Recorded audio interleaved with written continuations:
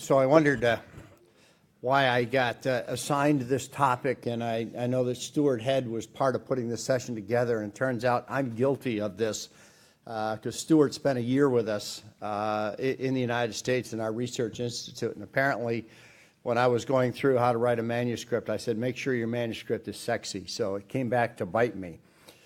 But so what does your manuscript needs to be sexy? So I got no conflicts of interest. I've got another talk later this afternoon saying research to pay for your Ferrari. So this is an interesting set of talks I have, sexy and Ferrari. So I have no conflict of interest disclosure. So it seems to me your manuscript needs to be sexy only if it's being published in Playboy. And there nobody reads the articles anyway, they just read the pictures. And here you can see the current president of the United States on the cover of Playboy, and I know he never read the articles in that. So why I'm giving this talk instead of Volkmar, I don't know, because I'm definitely not sexy. Volkmar is sexy. He should have been given this talk. Well, maybe not, Volkmar. So before you begin writing sexy, a little bit to add on to what Volkmar just said. You can always get anything published, and due to the current open access online journals. There are now 3,000 peer-reviewed journals and 750,000 medical articles published each year. So you need to figure out, as Volkmar said, your target journal and why. And not everything necessarily needs to be sexy to get published. So who is your target audience? Is it a general audience or is it a specialty audience? What is the importance of your study? Is it simultaneous with a presentation at a meeting, or is it alone? For instance, the United States meetings, both EACTS and STS, require your manuscript to be submitted at the time of presentation, and the acceptance rate is higher on those, although it's not as high as it used to be. Is it a positive or negative trial or study? And I'm going to talk about how this makes a difference. And is it a prospective trial or a retrospective outcomes review? And that determines it. And what is the journal impact factor? You saw Volkmar went through this, of how you calculate an impact factor. And I divided this into general medical, and you can see that the impact factors are between 44 and 72. Cardiology journals are typically between 11 and 5, and the cardiac surgery journals are lower because there's a lower target audience, because we're a smaller specialty. So these are 4 articles we have published in the New England Journal, and because they were all prospective randomized trials. And these are the same trial or the same series of trials were both published in Lancet. So 1 series of trials, 6 New England Journal and 2 Lancet papers. This is a paper that we just published 6 weeks ago in JAMA. It was a prospective randomized trial, and it was presented at the American College of Cardiology in the session that was sponsored by the New England Journal. So I'm saying to myself, yes, I've got a first author New England Journal presentation of this. The editor of the New England Journal is the moderator, just like Richard is the moderator right now, and I figure this is the slam dunk. Well, it was a negative trial. This was neuroprotection in surgical aortic valve replacement. It wasn't positive, and New England Journal turned it down. I then called the editor of JAMA, asked if they would be interested in it. They asked for the New England Journal reviews, and they said, yes, we'd be interested in it. They got 5 more reviews by peer reviewers, and 3 editors looked at it. The reviews were 3 times as long as the original manuscript, and it was much harder responding to the reviews than it was writing the original manuscript. Now, we always hear that negative trials need to be published just like positive trials, but the bar to publish a negative trial is so high and so difficult. We eventually got it in JAMA, but I'm not sure it was really worth it. In general, the major journals need prospective randomized trials. However, to a large degree, some of this is predictable. So this is a paper we published in the New England Journal. It was a post hoc analysis of a non-randomized portion of a randomized trial. And it was non-pre-specified. And so one of our fellows that we were working with wanted to shoot for the New England Journal. I said, you're wasting your time. All you're going to do is delay your publication. New England Journal won't be interested in it for all these reasons. Sure enough, it got published. And this is the paper that raised the issue about does endoscopic vein harvest lead to lower graft patency. And I learned that a lot of it has to do with of impact factor. What New England Journal and JAMA care about is whether they get on the front page of the New York Times and the Wall Street Journal. And this indeed made the New York Times. So for all the reasons that I thought this wouldn't get accepted and recommended against it, it did get accepted. But this is the exception rather than the rule. So what are the other factors you need to consider other than sexy for your manuscript? You want to aim high, but not too high.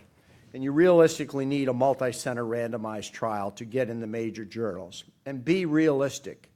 Is your study important to you, but how important is it to the target journal audience? Visit booths at major meetings. The journal editors man the booths, and moderators sit in talks at major meetings. We've got 2 journal editors sitting here in this meeting. Introduce yourselves and get to know them. If you go to the major cardiology meetings, the editors of New England Journal and Lancet are at those meetings.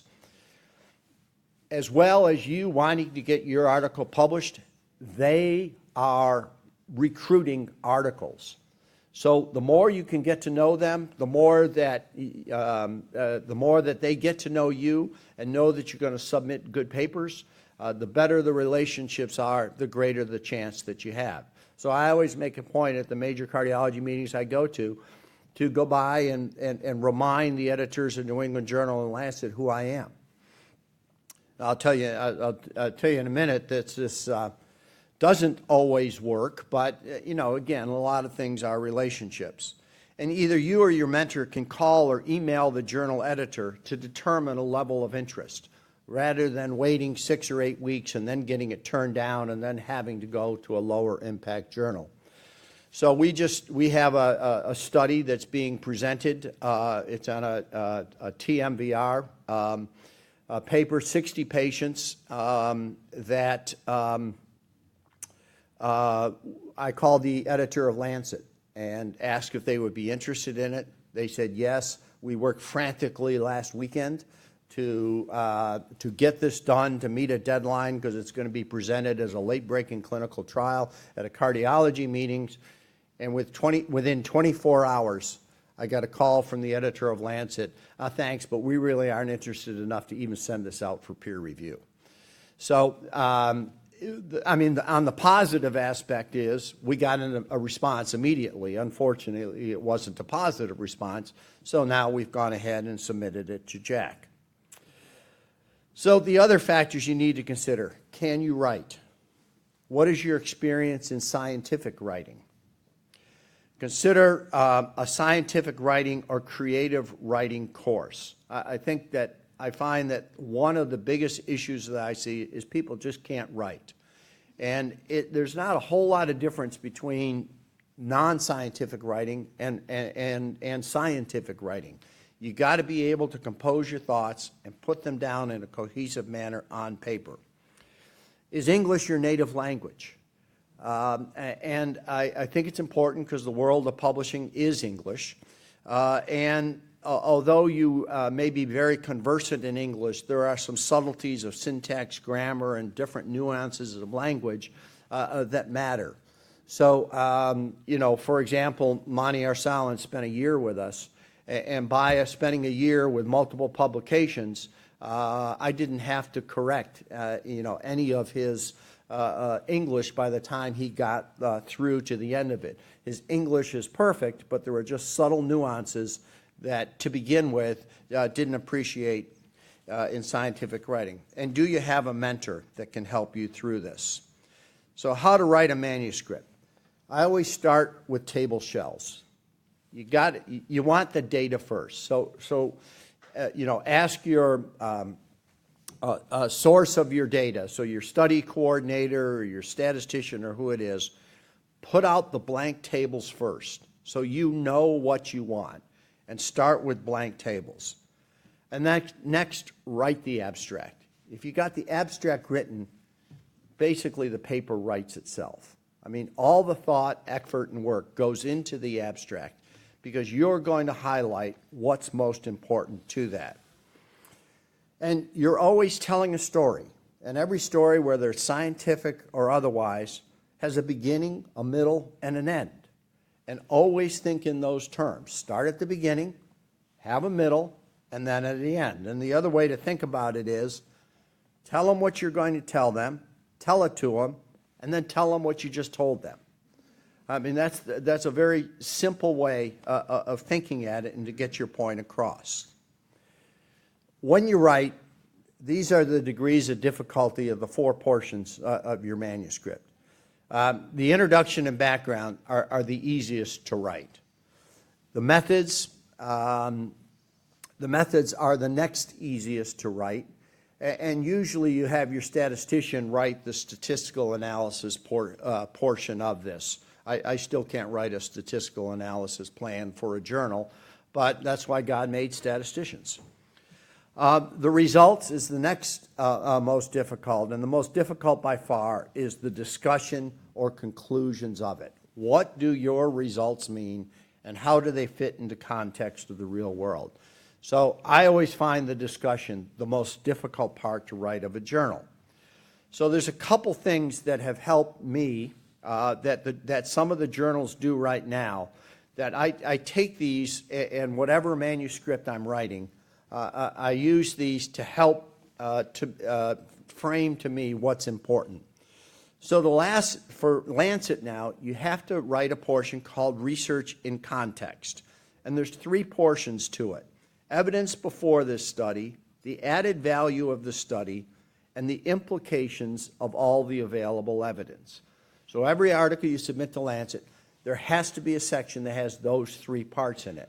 And if you just look at your study, and when you're writing your manuscript, if you think of those 3 things, it helps you know what to put down on paper. JAMA has key points to it. What is the question? What are the findings? And what are the meanings of those findings? And then Jack now has a central illustration. And if you think at the beginning of your manuscript as you're writing it, what would I put in a central illustration that in one graph or picture says it all? I think that helps you think about how to do it. So this is that JAMA article that I mentioned that we just published. And the key points. Here you have in 3 sentences the whole study. Can cerebral embolic protection devices reduce the incidence of stroke after surgical aortic valve replacement? A randomized trial, and there was no difference between treatment and control. The meaning, the incidence of CNS infarction was not altered by 2 cerebral embolic protection devices. Pretty straight, pretty simple, pretty straightforward, pretty clear. But what it takes to distill everything down to get to those points is difficult, but it helps you clarify the way you're thinking about it. So here's 2 articles from Jack that we publish, and you don't need to know what exactly these show, but in 4 graphs and 1 illustration, that's the whole study right there.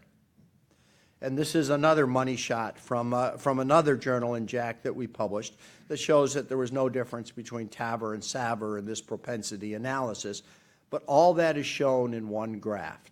So I find that these 3 journal methods help me to think about how to write a manuscript. So other advice, if you're writing an abstract for a meeting, don't wait. Write the manuscript at the same time. So all our folks fall prey to is, we'll write the abstract, we'll submit it and see if it gets accepted. You find out 3 months later it's rejected, and now you got to go back and resurrect everything and do the manuscript. And oftentimes you find it never gets done. So we always say, if you're going to submit an abstract to a meeting, you got to write the paper too at the same time you do it. Volkmar mentioned issues regarding authors, and for those reasons, the number of authors in journals had just exploded. I mean, there's a number of manuscripts of 30, 40 authors on them. I think this has really devalued the authorship on it, and the way I always say it is there should be no participation trophies here. I mean, just because you operated on a patient that's included in that series doesn't give you, or shouldn't give you, rights of authorship on it. But I'm finding that the value of authorship is devalued significantly. Oftentimes, if you're working with industry, there will be a ghostwriter for industry that will give you the first draft of a document. If you read these drafts of documents that they put out, it's almost embarrassing. It's a marketing piece. So I will never, ever use an industry ghostwriter to do it. I think it devalues the scientific manuscript. You can say when you're real busy, well, it helps just to get something down, then you can modify the way you want it. I have found it actually creates more work than solves anything. Write what you feel is important first without regard to word limits. Get it all down on paper, and then go ahead and edit or cut down based upon the journal word limits. So err on the side of casting a wide net, putting more down, and then distill down through it and cut it down to what's most important. And agonize over every word. There are no throwaways, words, or sentences. So, you know, the amount of work that goes into making sure that every word matters is what's the difference between a successful manuscript and an unsuccessful one. It'll usually take at least 10 or 15 versions to get your manuscript ready to submit. That's how hard this is. You do get a second fresh start when the reviews are returned, and oftentimes that's helpful because it'll be 6 or 8 weeks. You'll come back, you've put it aside. Sometimes you can't see the forest despite the trees when you're on your 15th version, and you get the reviews back, and now you get a chance to read your journal afresh again, and you get new insights yourself. You can request specific reviewers when you do submit. Format and submit to the journal yourself rather than having a trainee or an assistant, at least the first few times, so you understand the process of what it takes to submit to a journal. We always insist on that. And then learn to use EndNote or another citation manager if you haven't already. And then your cover letter to the editor stating why your study is important and crucial is your best chance to make a first impression. I mean, very carefully compose that cover letter because it does matter. They do read them and they do make an initial decision about how important your paper is, and all that is a filter that is or a lens that it's looked through when the journal reviews come back. So in summary, manuscript writing is both an art and a science. There's nothing sexy about it. It's just like research. Everybody says they like research. Nobody likes research. They just like the results of research. And the same thing with manuscript writing. The real fun part is to see it published at the end of the day. Thank you.